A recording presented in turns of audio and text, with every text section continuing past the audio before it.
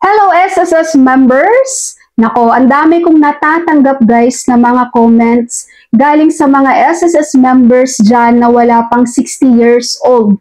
Kung pwede na daw bang mag-lump sum sa SSS.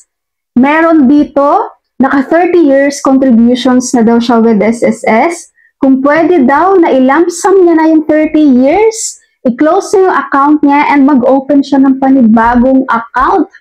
Naku, masyado kayong excited guys mag-lump sum.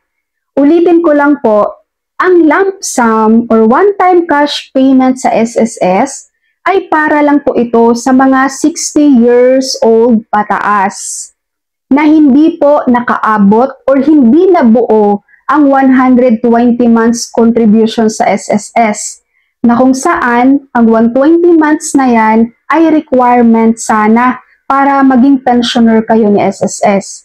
So kapag hindi nabot ang 120 months, lump sum, one-time cash payment na lang ang pwedeng option na makukuha ng isang retiree na member ni SSS.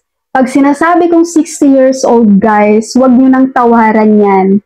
No, meron dito mga 45 na ako, 58 na ako, pwede bang mag-lump sum? 60 years old na guys, okay? Wala pong early retirement sa SSS. Maghintay kayong mag 60 years old kayo bago kayo makapag-lump sum or bago kayo makapag-pension with SSS.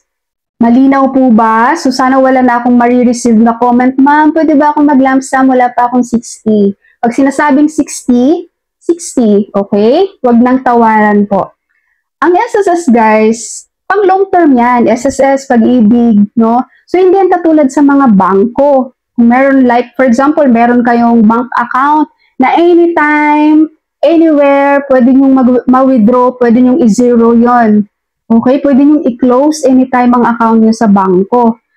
So, dito sa SSS, hindi guys. Pang long term nga po ito eh. Para po ito sa inyong retirement. So, hindi po pwedeng ipilit nyo yung sarili nyo na gusto nyo lang i-withdraw ang pera nyo sa SSS kahit wala pa kayo sa retirement age. So, hindi po pwede yun.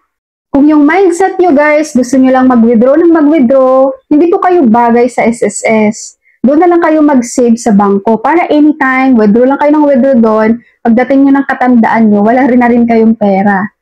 Okay? Kung hindi kayo mapakali sa pera nyo na nakatabi sa SSS para sa future nyo pa sa pagtanda, wag na kayo mag-save sa SSS, magbangko na lang kayo.